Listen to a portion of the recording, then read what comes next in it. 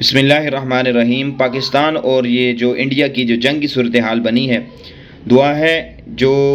India نے حملہ کیا اور ہمارے شہید ہوئے کشمیری، اس کے اندر اللہ ان کے درجات میں بلندیاں عطا فرمائے، اور جتنے بھی ہمارے وہاں پر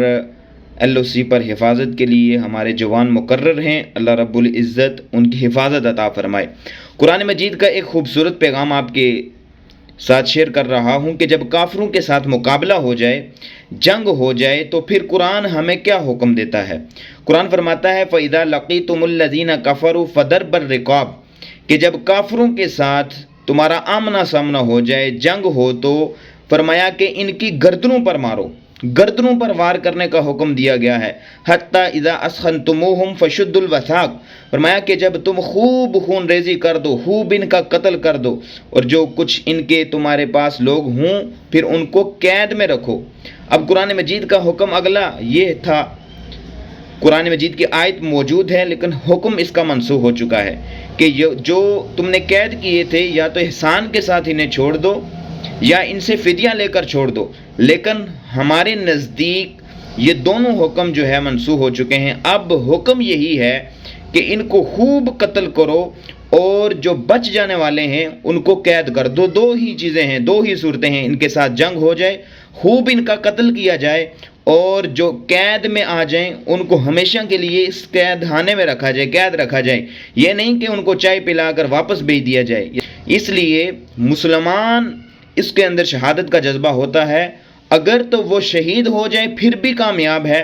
اور اگر وہ شہید نہیں ہوتا پھر بھی کامیاب ہے، دونوں صورتوں میں اس کے لیے کامیابی ہے۔ تو اب صورتحال یہ ہے کہ ہمارے اندر یہ جہاد کا جذبہ ہونا چاہیے، اور ایک مسلمان جس کے اندر جہاد کا جذبہ ہو۔ غزوہ احد کی ایک بات آپ کو سناتا ہوں، اور یقیناً یہ سن کر آپ کے اندر جہاد کا جذبہ پیدا ہوگا کہ غزوہ احد کے اندر 70 کے قریب صحابہ کرام تھے، جسم کے ہر حصے پر زخم لگا ہوا تھا، اور پھر کیا ہوا کہ ابو سفیان وہاں سے جب جانے لگا تو ایک مقام پر ٹھہر کر وہاں پر ایک پلاننگ کرنے لگا کہ واپس جاتے ہیں اور مسلمانوں پر حملہ کرتے ہیں اور انہیں مکمل ختم کرتے ہیں۔ حضور جان کائنات صلی اللہ علیہ وسلم جب آپ کو اس چیز کا علم ہوا تو آپ نے یہ اعلان کیا کہ ہم ان کا تعاقب کرتے ہیں۔ تو وہ 70 کے قریب جو صحابہ کرام جن کے اوپر جسم کے اوپر زخم لگے ہوئے تھے اور